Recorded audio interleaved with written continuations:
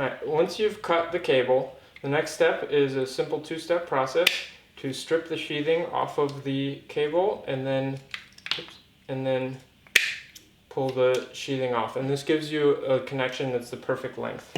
The next step is to press the cable in and lock it in place. You just plug the OxLet into the OxKor.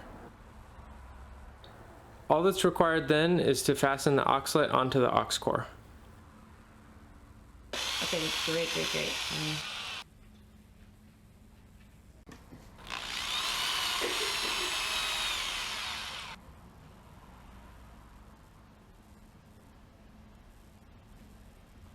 And then this part is like old-fashioned. I want to redesign this. Yeah?